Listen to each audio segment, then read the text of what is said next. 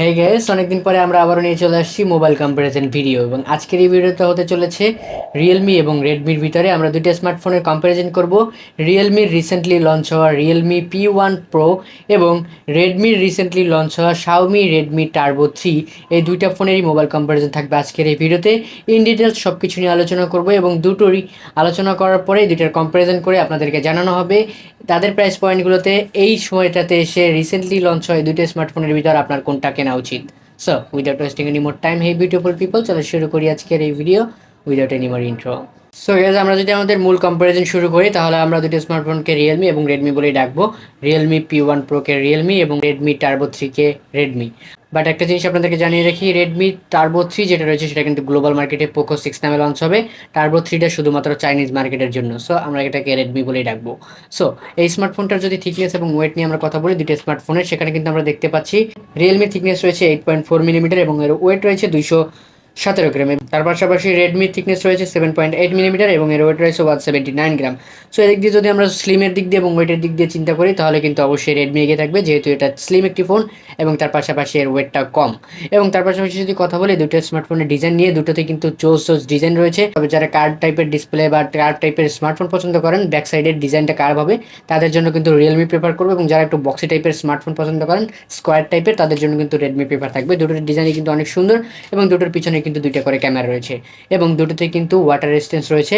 রেডমিতে রয়েছে IP64 এবং রিয়েলমিতে রয়েছে IP65 এর ডাস্ট এবং ওয়াটার রেজিস্ট্যান্স। সো এই দুটোকে আমরা সমান সমান বলতে পারি। এবং তারপরে যদি আমরা কথা বলি দুটো স্মার্টফোনের এই ডিসপ্লে সেকশন নিয়ে, সেখানে আমরা দেখতে পাচ্ছি রিয়েলমিতে রয়েছে 6.7 ইঞ্চির একটি 120 হার্জ রিফ্রেশ যুক্ত একটি ডিসপ্লে, যেটা কিন্তু একটি অ্যামোলেড প্যানেল এবং তার পাশাপাশি 950 নিট পিক ব্রাইটনেস রয়েছে এবং 394 পিপি ডেন্সিটি রয়েছে। বাট কোনো রকম প্রোটেকশন আছে কিনা সেটা জানা যায়নি। রেডমিতে যদি আমরা দেখি সেখানে 6.67 ইঞ্চির একটি অ্যামোলেড প্যানেল রয়েছে, যেটা 120 হার্জ রিফ্রেশার যুক্ত, ডলবি ভিশন HDR10+ এবং 2400 নিট পিক ব্রাইটনেস, সাথে কর্নিং গরিলা গ্লাস ভিক্টাসের সাপোর্ট এবং 446 পিপিআই ডেন্সিটি থাকা। এখানে কিন্তু আমরা অবশ্যই রেডমি ডিসপ্লেটাকে এগিয়ে রাখবো।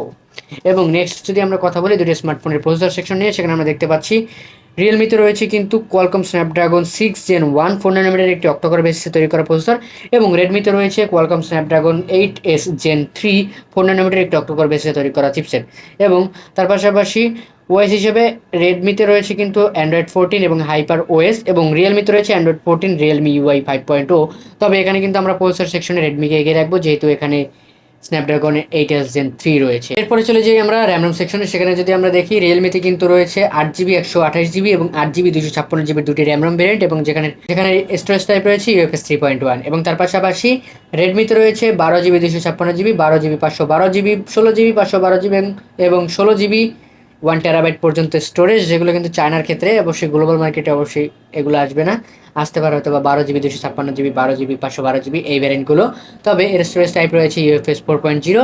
সো অবশ্যই আমরা এখানে রেডমিকে এগিয়ে রাখবো। দুটো স্মার্টফোনের ক্যামেরা সেকশন নিয়ে যদি কথা বলতে চাই, সেখানে দুটো স্মার্টফোনের পিছনে কিন্তু দুটি করে ক্যামেরা রয়েছে, 50 মেগাপিক্সেলের মেইন শুটার এবং 8 মেগাপিক্সেলের আলট্রা ওয়াইড। এবং সেলফিতে যদি কথা বলি রিয়েলমিতে রয়েছে 16 মেগাপিক্সেলের সেলফি শুটার এবং রেডমিতে রয়েছে 20 মেগাপিক্সেলের সেলফি শুটার, যেটা দিয়ে 1080p 30fps ভিডিও শুট করতে পারবেন এবং রেয়ার ক্যামেরাগুলো দিয়ে আপনারা 4K 30fps ভিডিও শুট করতে পারবেন, যাতে ওয়াইএস এবং জাইরোবেস ইআইএস রয়েছে, মানে ভিডিও দুটোতে স্টেবল পাবেন। দুটো স্টেরিও স্পিকার রয়েছে এবং আয়নার ডিসপ্লে ফিঙ্গারপ্রিন্ট রয়েছে। এবং তার পাশাপাশি যদি আমরা কথা বলতে চাই দুটো স্মার্টফোনের কিন্তু সমস্ত রকম পোর্ট অ্যান্ড বাটনের সাথে সাথে অবশ্যই ব্যাটারি সেকশনে যদি কথা বলি, দুটোতে 5000 mAh বিগ ব্যাটারি থাকলেও রেডমিতে রয়েছে কিন্তু 90 ওয়াটের ফাস্ট চার্জার এবং রিয়েলমিতে রয়েছে 45 ওয়াটের ফাস্ট চার্জার। সো যেটা এখানে কিন্তু অর্ধেক।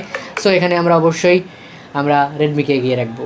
পাশাপাশি কালার সেকশন নিয়ে কথা বলে রিয়েলমিতে রয়েছে ফোনিক্স রেড এবং প্যারট ব্লু এবং রেডমিতে রয়েছে ব্ল্যাক, গ্রিন, টাইটেনিয়াম এবং হ্যারি পটার সিজনের একটি স্পেশাল কালার।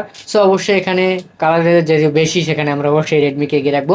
বাট দুটোর প্রাইস পয়েন্ট নিয়ে কথা বললে রেডমির প্রাইস রয়েছে 260 ইউরো এবং তার পাশাপাশি রিয়েলমির প্রাইস রয়েছে 250 ইউরো, মানে 250 ইউরো।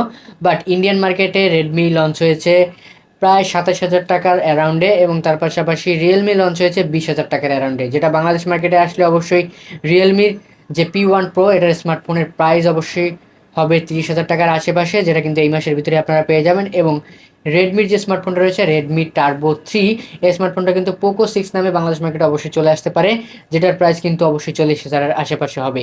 সো দুইটা স্মার্টফোনে কিন্তু 10,000 টাকার হেরফের রয়েছে। অবশ্যই দুটার প্রাইস পয়েন্টে দুটাই বেস্ট, তবে আপনার প্রাইস যদি 30,000 টাকা হয়ে থাকে তাহলে কিন্তু রিয়েলমি P1 প্রোটা আপনার জন্য বেস্ট হবে। এবং আপনি যদি কার্ভ ডিসপ্লে কার্ভ রাউন্ডের ফোন ইউজ করে থাকে পছন্দ করেন তাহলে কিন্তু সেটা আপনার জন্য ভালো হবে। এবং বক্সি টাইপের ফোন ইউজ করতে পছন্দ করে তাহলে আপনার জন্য কিন্তু রেডমি পেপার থাকবে, অবশ্যই সেক্ষেত্রে একটু প্রাইসটা বেশি হবে। সো আজকের এই ভিডিওটা কেমন লাগলো অবশ্যই কমেন্ট করে জানাবেন। দেখা হবে নেক্সট ভিডিওতে নতুন কিছু নিয়ে। Till then stay safe, be happy, tata and chill bro.